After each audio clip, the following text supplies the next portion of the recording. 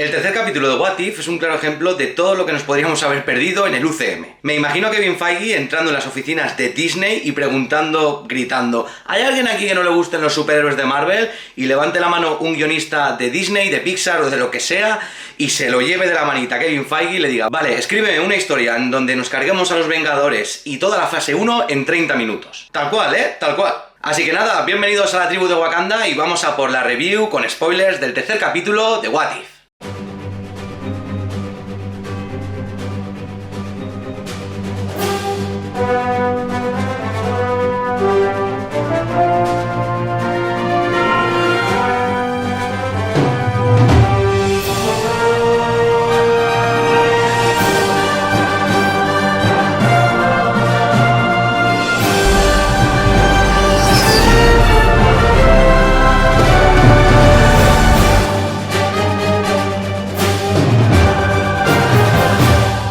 Bien, pues veamos, un tercer capítulo que a mí me ha gustado, creo que tiene cositas interesantes, creo que estos What Ifs pues siguen jugando con cosas pues totalmente rocambolescas y imprevisibles y que serían impensables en el UCM, pero que yo tengo que reconocer que de los tres que llevamos es el que menos me ha gustado. Que no quiere decir que no me haya gustado, sino que, a ver, yo por ejemplo en Capitana Carter, el primer capítulo, tengo debilidad por Capitán América, el primer Vengador, y me gustó mucho, aunque fuera una historia muy pareja a la que vimos en la película. Luego en el segundo pues tenemos la aventura espacial, de la cual yo soy un enamorado, las space operas, rollo, pues eso, ¿no? En plan aventura espacial, y además con el personaje de T'Challa, con Chadwick Boseman. Y esta, aunque me ha gustado, sí que es verdad que no me ha llegado a impactar tanto como las anteriores. Y eso que el planteamiento de la historia me ha gustado muchísimo, con mucho misterio alrededor de la trama, con un toque muy de espías, ya que los protagonistas son Nick Fury y Natasha Romanoff, Viuda Negra, pero que sobre todo lo que me ha gustado mucho es el hecho de que nos hayan juntado varias películas de la fase 1, en este caso Iron Man 2, Thor y El Increíble Hulk, tres películas que por cierto dejan aquí en este What If bien claro de que transcurren en la misma semana. Yo era un dato que desconocía y aquí nos lo aclaran, o sea que estas tres películas en la fase 1 transcurren prácticamente a la vez. Y como os decía, la historia me ha gustado, aunque me hayan gustado más las otras dos, porque al fin y al cabo estamos hablando de que te plantean un UCM al principio de este universo Marvel, donde tienen que pues poner en marcha esa iniciativa Vengadores, pero que no va a ser posible ya que se están cargando a todos y a cada uno de los elegidos para formar a esos Avengers. Y este capítulo lo empezamos junto a Nick Fury y Viuda Negra, que en este caso van en busca de Iron Man, tras lo que vemos en Iron Man 2, cuando después de pegarse la fiesta padre pues no quiere saber nada del mundo, Tony Stark se está muriendo, y nos sitúan en esa cafetería, en esa tienda de donuts, donde van a intentar ayudar a Tony Stark con una medicación para que le rebaje pues un poquito el daño que le está haciendo el reactor del pecho. Pero esto es un What If y obviamente no puede transcurrir de la misma manera, y lo primero que tenemos, que a mí personalmente me ha sorprendido de buenas a primeras, es que Viuda Negra, cuando le inyecta ese suero para aliviarle, lo que hace es matarlo. Y ya aquí de entrada podríamos suponer de que este es el inicio de ese cambio en este universo y lo que provoca que luego pues vaya cambiando todo, ¿no? Pero ahora hablaremos más adelante conforme transcurre el capítulo, porque realmente el cambio significativo que provocó el resto de cambios que luego se iban a acontecer realmente fue otro, y no precisamente a corto plazo. Pero bueno, el tema es que Natasha pues termina detenida porque aparentemente ha sido ella quien ha matado a Tony Stark. Y aquí, por ejemplo, tenemos una aparición de un personaje como Rambeau, un personaje que luego termina siendo Crossbone en la línea principal del UCM, y donde Nick Fury deja claro que cree que Natasha es inocente y cuenta con ella para descubrir qué es lo que está pasando. Realmente de Iron Man 2 en este What If tenemos poquito, esta escena que os he comentado que implica la muerte de Tony y ya está. Pero hay otras dos que tienen algo más de importancia en este capítulo y en la que vemos pues mucho más. Como por ejemplo la primera película de Thor, donde tenemos esa escena postcrédito que veíamos en Iron Man 2, donde el personaje de Coulson llegaba a ese cráter hecho por el Mjolnir. De hecho mola bastante porque tenemos en animación la recreación de esa infiltración del personaje de Thor, donde están las instalaciones de S.H.I.E.L.D. con el Mjolnir, solo que en este caso, en lugar de estar solamente el personaje de Coulson junto con Clint Barton, Ojo de Halcón, también tenemos a Nick Fury por ahí, que por cierto, destacar al personaje de Coulson porque es un personaje que hace gracia y que gusta. Su toque divertido siempre es bienvenido, al menos a mí me encanta, y me ha gustado mucho pues ese toquecito de humor que tiene durante todo este capítulo de What If. El tema es que Thor intenta hacerse con el Mjolnir tal y como pasa en la primera película, y vemos a Ojo de Halcón subido a esa grúa apuntándole, pero resulta que a Ojo de Halcón se le escapa la flecha, algo poco habitual en este arquero con tan buena puntería y termina cepillándose a Thor. Porque claro, aquí hay que recordar que Thor es mortal, no es inmortal porque no es digno del Mjolnir, en este caso es un humano normal y corriente y no tiene pues esa fuerza, esa resistencia, esa larga vida de la que gozan los asgardianos. Claro, llegados a este punto del capítulo, tú estás viendo el capítulo y dices, hostia, es que en 10 minutos se me acaban de cepillar a 2 de los Vengadores fundadores, de los Vengadores principales del UCM, a Iron Man y a Thor. ¿Qué demonios está pasando aquí? Y eso no es nada, porque prácticamente la escena siguiente, donde vemos a Clint encerrado tras haber matado a Thor, vemos que cuando Nick Fury va a entrar a hablar con él, pues también ha muerto. De repente, nadie entiende cómo ha podido morir, porque estaba solo en la celda, nadie había entrado en la celda, y ya tenemos otro Vengador muerto más. Hasta aquí todo guay, porque tenemos ese ambiente de misterio, con esa propuesta tan atrevida, ¿no?, de ir matando a los Vengadores sin ningún miramiento, pero llegamos al punto en el capítulo en el que, al menos para mí, ya se empezaron a dejar claras evidencias de quién estaba detrás de todo esto. Porque ya nos situamos en la película del Increíble Hulk y en este caso vemos a Natasha, que había escapado de los agentes de S.H.I.E.L.D.,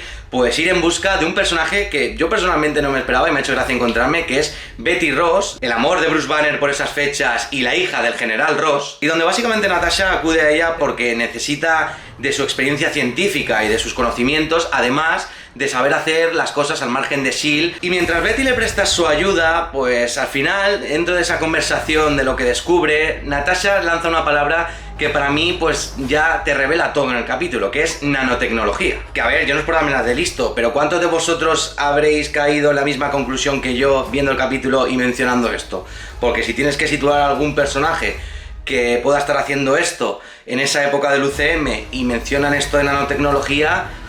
yo creo que más o menos sabes por dónde pueden ir los tiros. Mientras tanto, Nick Fury se da cuenta de que los que están siendo asesinados son candidatos de la iniciativa Vengadores. Entonces se pone en contacto con Natasha, le cuenta cómo está el panorama, le dice que los siguientes pueden ser tanto Bruce Banner como ella, y es entonces cuando Natasha, pues viendo el comportamiento de Betty, pues cae en que allí mismo puede estar Bruce Banner, y de hecho así es. Y aquí yo tengo que deciros que con todo el tema este de multiverso, digo, ¿se atreverán a meternos al Bruce Banner de Edward Norton, que es el que vimos en esa película de Increíble Hulk? Pero no, realmente al que nos meten es al Bruce Banner de Mark Ruffalo, que bueno, aunque sí que es cierto que algunos personajes, como en este caso este Bruce Banner, o la propia Natasha, o algunos otros, pues no se parecen demasiado, yo creo que al menos con el aspecto que vemos, incluso con la voz de doblaje, que yo he visto en doblaje en castellano, pues de la voz del personaje sí que queda claro de que es el Bruce Banner de Mark Ruffalo y no el de Edward Norton. Pero hubiera estado guay, hubiera estado guay porque, joder, sería una manera pues de hacer aún mucho más grande el tema multiverso. Pero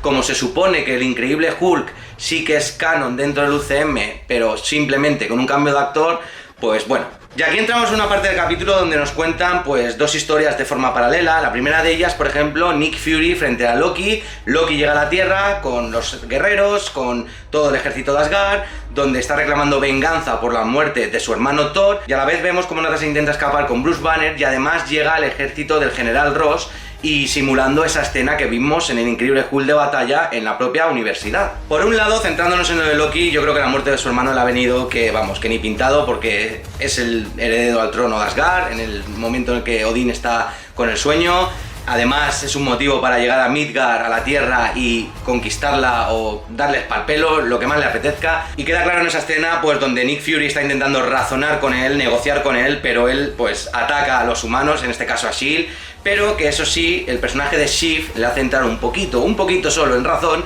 para que les dé unas cuantas horas para descubrir quién es el asesino de Thor. Y por la parte de Hulk vemos cómo pues le pegan un tiro, en este caso no ha sido el ejército ni los soldados del general Ross, sino que al parecer ha sido otra persona, este asesino misterioso, y donde después de una escena de acción donde me ha gustado mucho cómo Hulk estaba desatado y la animación cómo estaba recreada de Hulk aplastando los tanques y atacando y demás, vemos algo bastante creepy, ¿no? Algo bastante pues sorprendente, que es que Hulk pues se acaba inflando y termina pues explotando por completo y muriendo. Y ya van 4 Vengadores, 4 Vengadores, no se han cortado ni 3. Y si ha habido una escena que ya me ha confirmado antes de la revelación en el capítulo de quién estaba detrás de todo esto, ha sido la escena en la que Natasha estaba investigando en una biblioteca o no sé dónde era, de cara a un ordenador, y donde vemos una escena de acción donde Natasha está siendo golpeada, donde termina también siendo eliminada como los otros Vengadores, y en este caso no vemos a nadie. Aquí es que ya lo puedes intuir, y más aún cuando a Nick Fury, a través del teléfono le dice la palabra Hope, porque de hecho Nick Fury cae después de ese mensaje de Natasha de quién podría ser quien está detrás de todo esto, y es cuando vemos que cae en la conclusión de que él no es el último Vengador, sino que además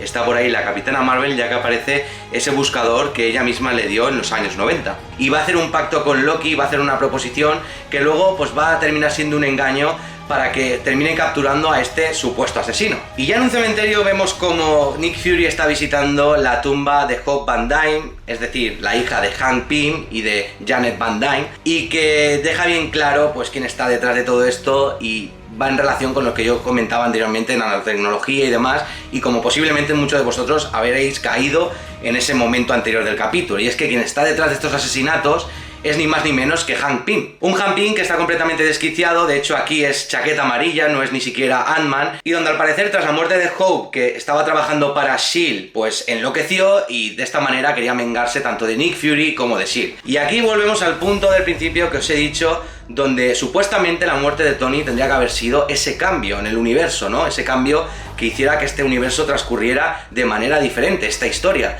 Pero realmente, si analizamos lo que nos están contando en el capítulo, el cambio significativo que supuso pues que todos los cambios siguientes se producieran en el universo fue que Hope trabajara para S.H.I.E.L.D. Al menos yo lo entiendo así, porque claro, Hope no es un personaje que tenga un pasado conocido con S.H.I.E.L.D., ni haya trabajado con S.H.I.E.L.D., etcétera, etcétera. Por lo tanto, realmente este What If nos lo presentan ya desde un punto de vista en el que ya habían cambiado las cosas de muchísimo antes, y no desde el punto desde el que parte esta historia y nos la empiezan a contar. Finalmente Hank Pym termina siendo derrotado por el propio Nick Fury, aunque había tenido una ayudita, ya que ese trato y ese pacto que había hecho con Loki pues era para que acudiera con él a ese cementerio. Yo digo, quizás podamos tener aquí una buena relación en este universo entre Loki y Nick Fury y algunas colaboraciones, pero no, lo que nos plantean directamente es pues un Loki donde conquista el mundo, donde se hace el jefe, el rey de todo el planeta Tierra, de Midgard, sin la necesidad, eso sí, obviamente, ni de pasar por un pacto con Thanos, ni de enfrentarse a los Vengadores, ni nada y nada, porque vemos cómo pronuncia ese discurso que le escuchamos decir en Vengadores, y de esta manera pues tenemos a Loki conquistando el mundo. Y a pesar de este final tan poco esperanzador, vemos cómo el episodio termina pues con un Nick Fury encontrando al Capitán América en el hielo, y donde además también aparece la Capitana Marvel, con lo cual esto pues podría ser el comienzo de unos nuevos Vengadores. Al final, como os he comentado, un capítulo pues que mantiene cierto toque de misterio hasta que puedes empezar a intuir ciertas cosas, donde el planteamiento este de eliminar a los Vengadores tan rápidamente y con esta trama de misterio pues es bastante interesante, pero donde yo creo que para ser en 30 minutos de forma tan apresurada, y donde además, en mi caso, si no es vuestro caso, pues mucho mejor, os habréis llevado una sorpresa al final del capítulo, pues puedes intuir de que algo relacionado con Ant-Man, es decir, o Hank Pym, o Hope, o incluso Janet, pues pueden estar detrás de todo esto por el tema de nanotecnología, por el tema de que ves peleando a Natasha y no se ve quién le está golpeando, etcétera, etcétera. Pues es algo que al final pues te quita un poquito ese misterio con el que había empezado el capítulo, ¿no? Por eso al final que se haya hecho también un poquito previsible ha hecho que quizás no me haya impactado tanto y me haya gustado tanto, pero eso, insisto, no quiere decir que no me haya gustado, porque sigue manteniendo un buen nivel. Al final, el hecho de que sigan jugando con el UCM como lo conocemos, pues es una propuesta muy interesante, y más con propuestas tan pues atrevidas como he dicho, o incluso tan exageradas como esta de cargarse a todos los Vengadores. O sea, aunque de momento es el que menos me ha gustado de los tres, creo que la serie sigue manteniendo un buen nivel y unas historias bastante interesantes. Y nada más, Wakanda, espero que os haya gustado esta review del tercer capítulo de What If. Dejadme vuestros comentarios y vuestras impresiones para saber qué pensáis de este tercer capítulo, y espero que os haya gustado esta review, y si es así, ya sabéis, dejad vuestro like, suscribiros al canal si sois nuevos por aquí y uniros a las diferentes redes sociales del canal. Nos vemos en un próximo vídeo, y hasta ese momento, como siempre, nunca lo olvidéis, recordad que Wakanda forever.